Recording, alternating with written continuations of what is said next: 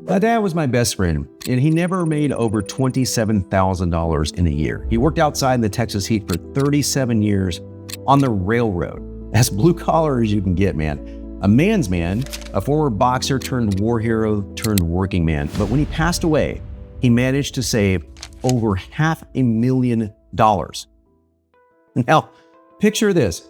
Never making more than $27K, having a middle-class home in the Dallas suburbs, putting your kid through private college and music school. Granted, I was playing in bands and helping out here and there, but not for the first couple of years, and still ending up with over $500K in cash. Now, how did he do that?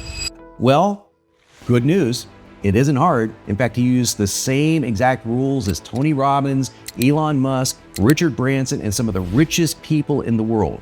The point is, he did it with way less money than most people make, and all of these people used 3 tried and tested get rich and stay that way methods I'm going to share with you today. I'm Jon Benson, and this is Sales Copy Secrets.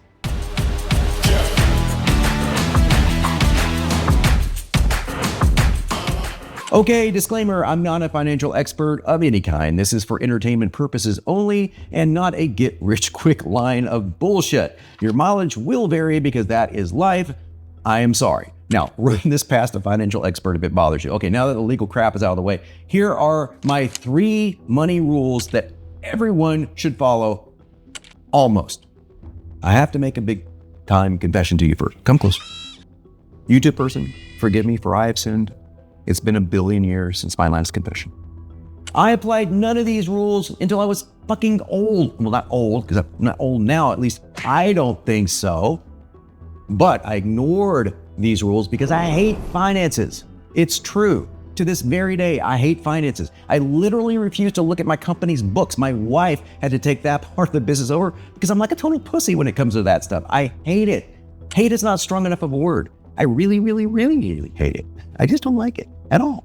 And I get by with it because I'm damn good at making money, at creating innovative tech and ideas. I created the BSL in 2006. Accelerator was the first copywriting software in 2010. I created BNSN.AI, the world's only A-list AI copywriter. It will blow your mind. I did that in 2023, and I can create sales copy very fast. So I'm a bit of an outlier on this, but that said, and this is very painful to say, if I would have applied my dad's lessons to my own life, I'm not bullshitting you or making numbers up, I'd be worth at least $50 million right now. And I don't mean on paper. That's cool. I mean having that in the bank. Now that's basic math from what I've made since I was 27 years old. And I do these 3 things over and over again. If I had done them, that's what I would have ended up with. Now, I do great and I hope to sell Benson one day for far more than that, but that's not the point. The point is I'd be far wealthier right now if I'd taken my father's advice. And when I finally did, my family is finally secure. But now, don't put this off like I did. I'm also not going to talk about specifics like only invest in mutual funds or buy crypto or any of that kind of crap because I don't have the answers. I don't know. What I can tell you is these 3 foundational principles have made people insanely wealthy or incredibly comfortable. And I want to share them with you now. Oh, by the way, I'm also not going to lecture you about charity, giving your money to good causes, how important it is to love others and any of that kind of stuff. Because yes, that's all true, but that's not what this is about. This isn't about the love of money either. It's not about greed. It's about securing your family's future. It's about being a good steward with your income. Is that cool? Got all that away? Okay, let's dive in.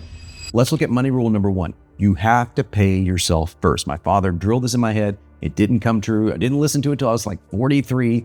Sounds so ridiculously obvious. I ignored it for so long in my life. Just as if you get a paycheck, take it and take 10% of the money of the paycheck, and then you write that check to yourself.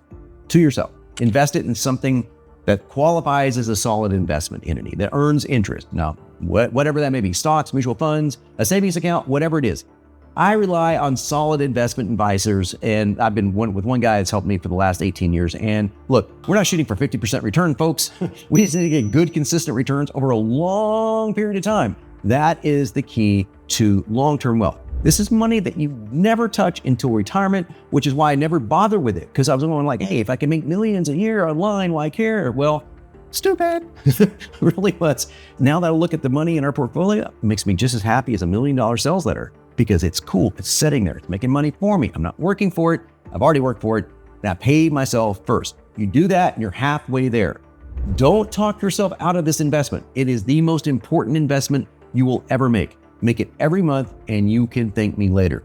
Wondering how you get by with like less than 10% of the cash in your paycheck in a bank that you can use? Trust me, you will manage. You will. Absolutely. It is the rule of nature. Speaking of, money rule number 2, forget your investments even exist. I know this sounds weird, and I'm not saying to do what I do and not look at anything. Obviously, that would be silly advice. Like I said, my wife fortunately handles that for me, and she's awesome at that. And I will look at things from time to time, years in. But hey, that's not what I'm talking about here. What I mean is that you should mentally consider your investment money you no longer have. It's manna from heaven. If this weird mindset shift is obviously, it's weirdly present in a lot of the super wealthy guys that I speak to. I mean, they may know more about what they have than I do, but often they don't get into specifics. And some, like me, they have no idea. They just don't look at it for months at a time. They just forget it exists. Now, they all have people they trust in their lives looking over their money, and that's super, super, super important. Not everyone can say that. I can with 100% certainty. But again, that's missing the point. The point is that the truly wealthy don't consider their investments immediate cash. They don't look at it or think of it that way, meaning this is out of mind, something that's trustworthy and safe, and I don't mess with it until I absolutely have to, and I'll never spend it unless it's life or death. The money might as well not exist in the here and now. It exists, believe you me, but in your mind, it doesn't. Let me give you an example of that. Perfect example.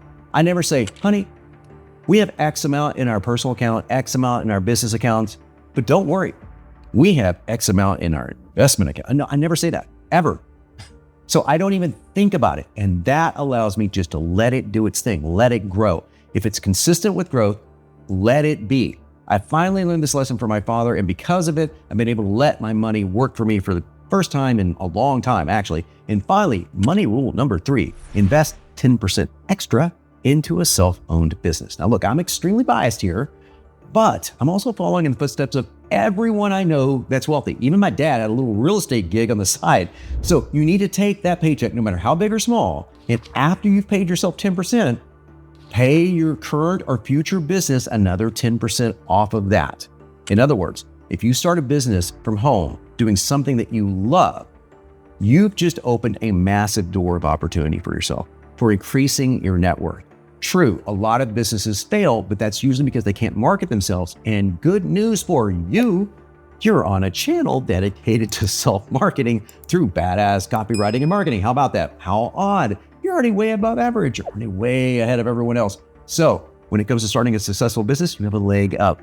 Maybe it's copywriting that you want to start.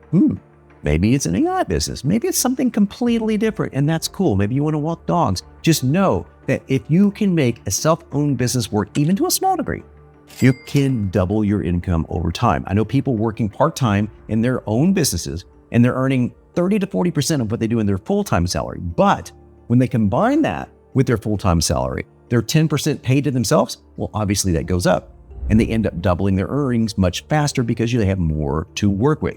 Make it a point to find something that you love and carve out 10 hours a week and dedicate yourself to it. It's the best investment you will ever make. If it wasn't for me doing that, I'd probably have maxed out at 6 figures, which is a good salary, don't get me wrong, but it ain't millions, and it's a far cry from making multiple millions while helping other people do the same thing. That is far more rewarding. Now, I hope this helps you. Get to it.